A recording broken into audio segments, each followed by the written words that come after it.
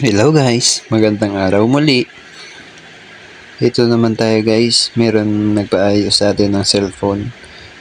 Papalitan lang naman to ng battery kasi yung back cover niya umangat na.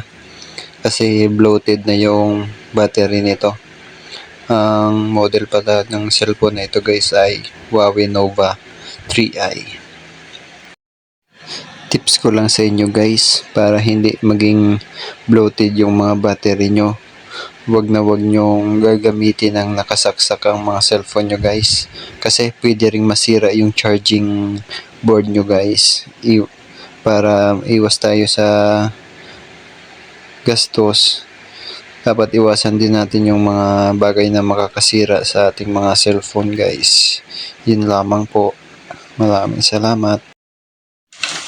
Hindi ko na para ito ginamitan na hot air gun kasi angat na rin yung cover niya sa likod, pero medyo matigas yung glue kaya medyo natagalan ako sa pagtanggal ng back cover nito. Dahan-dahan lang pala tayo sa pag-angat ng back cover guys kasi baka maputol yung flex ng fingerprint.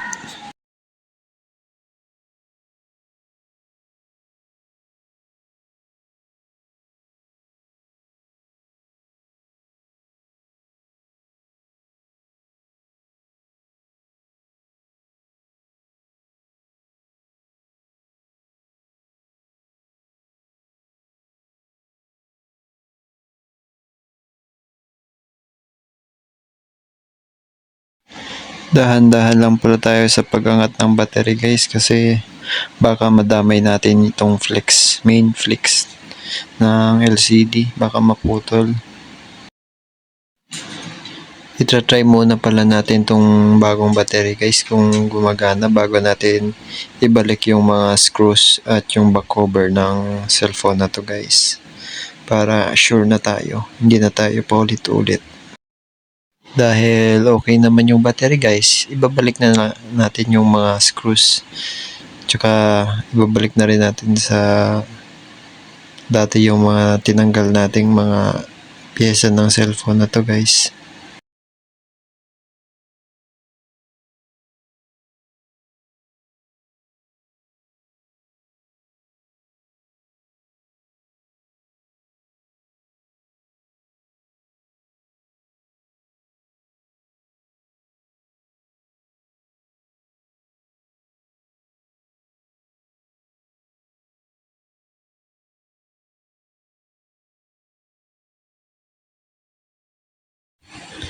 Lalagyan pala natin ng tape tong mga gilid guys para talagang dumikit ng husto yung back cover sa kanyang frame. Ito na guys, tapos na natin at itra-try na natin kung okay ba yung nagawa natin.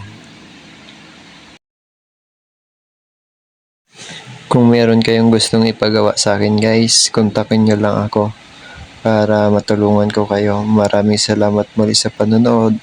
Pa-share naman ng ating video guys, at kung hindi nyo pa ako na-follow, pa-follow na rin.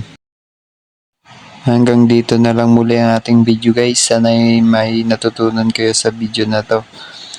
Maraming salamat muli. Hanggang sa susunod nating pagkikita. Paalam!